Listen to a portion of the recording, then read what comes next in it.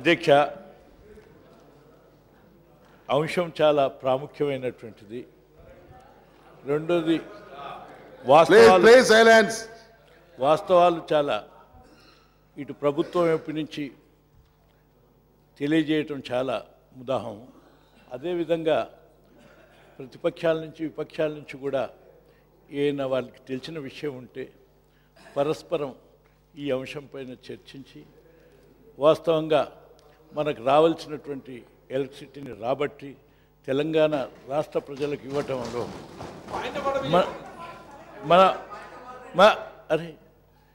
మనం అందరం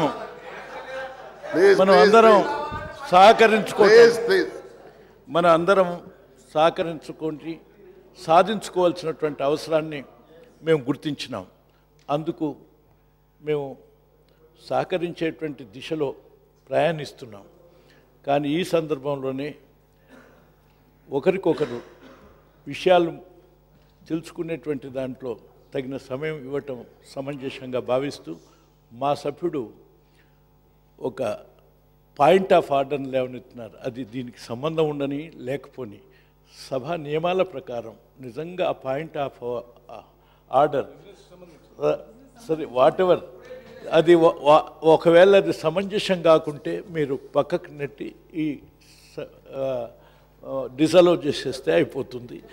లేదా వాస్తవం ఉంటే దానికి సమాధానం ఇచ్చేసి స్టార్ట్ అయితే సరిపోతుంది. అందుకు మీరు ఆయనకు పాయింట్ ఆఫ్ ఆర్డర్ ఛాన్స్ ఇవ్వండి, వారిని ప్రసంగాన్ని కంటిన్యూ చేయమనండి. అభ్యంతరం లేదు సార్. ఇప్పుడు గౌరవనీయులు ప్రతిపక్ష నాయకులు జానారెడ్డి గారు చాలా హుందాగా చెప్పినారు అధ్యక్ష. చర్చించే అంశం యొక్క ప్రాధాన్యత దృష్ట్యా, ప్రజలకు వాస్తవాలు తెలియవలసిన అంశం దృష్ట్యా, రాష్ట్రం యొక్క తెలంగాణ కొత్తగా ఏర్పడిన నూతన రాష్ట్రం యొక్క భవిష్యత్తు దృష్ట్యా ఈ చర్చకు చాలా ప్రాధాన్యత ఉంది అధ్యక్ష. కొన్ని వాస్తవాలు కొన్ని సందర్భాల్లో కొంత కఠినంగా ఉన్నా వాస్తవాలు చరిత్రలో ఉంటాయి అధ్యక్ష. నేను సభ్యులందరికీ విషయాలు తెలిస్తే సభ మొత్తం యునానిమస్గా ఒక తీర్మానం పాస్ చేయొచ్చు, ప్రయత్నాలు చేయొచ్చు దానికి నేను ప్రయత్నం చేస్తున్నాను తప్ప ఆరోపణల కోసం కాదు అధ్యక్ష. నా రిక్వెస్ట్ ఏంటంటే అధ్యక్ష, నా రిక్వెస్ట్ ఏంటంటే తమకు అసాధారణమైనటువంటి అధికారాలు ఉన్నాయి అధ్యక్ష. తమ యొక్క అనుమతితోనే అన్నీ ఆలోచించిన తర్వాతనే వచ్చిన బిజినెస్లో నేను పార్టిసిపేట్ అయ్యి సమాధానం చెప్తా ఉన్నా అధ్యక్ష. నేను సమాధానం మధ్యలో ఉన్నా అధ్యక్ష. ఇప్పుడే దీనినే ఆ పాయింట్ ఆఫ్ ఆర్డర్లు ఇవన్నీ లేవనెత్తేంత అంశం కాదు అధ్యక్ష. తమ పర్మిషన్ ఇచ్చినారు, నాకు పేరు ప్రస్తావించడానికి తమకు లెటర్ కూడా ఇచ్చినాం అధ్యక్ష. అన్ని నియమ నిబంధనలు పాటించే పోతున్నాం. మిత్రులు బట్టి విక్రమార్క గారు అన్నట్టు వినండి have some patience, please have some patience అధ్యక్ష. వారు చెప్పినట్టుగానే మనం చాలా విషయాలలో చాలా విషయాలలో మనం తెలంగాణ రాష్ట్రంగా తెలంగాణ శాసనసభగా చట్టాలు చేసుకోవాల్సిన అవసరం ఉంది. తమరితో కూర్చొని మనం మాట్లాడినాం అధ్యక్ష.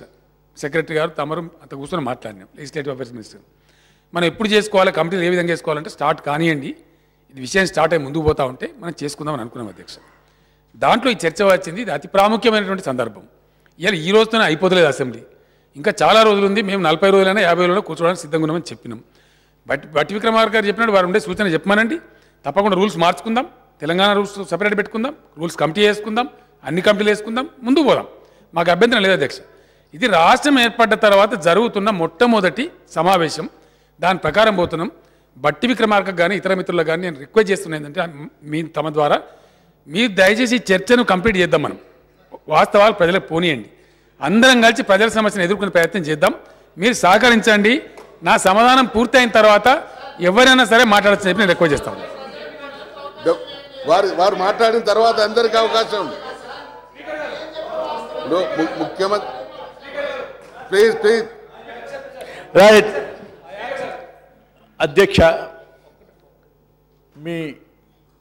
ఈ అంశం పైన మీరు మాట్లాడిన తర్వాత మాకు కొన్ని క్లారిఫికేషన్స్, ఆ తర్వాత మాకు ఉన్న సమాచారాన్ని సూచనలు ప్రభుత్వానికి ఇచ్చి ఆ తర్వాత తీర్మానం అవ్వటానికి అవకాశం తీసుకోవాలి అధ్యక్ష. అందరికీ అధ్యక్ష గౌరవ ప్రతిపక్ష నాయకులు చెప్పినట్టుగా 100% ఇది చాలా ఇంపార్టెంట్ సబ్జెక్ట్ కాబట్టి నా ప్రసంగం తర్వాత ఉపన్యాసాల రూపంలో కాకుండా క్లారిఫికేషన్ల రూపంలో 100 క్లారిఫికేషన్లు అడిగినా నేను చెప్పడానికి సిద్ధంగా ఉన్నా అధ్యక్ష.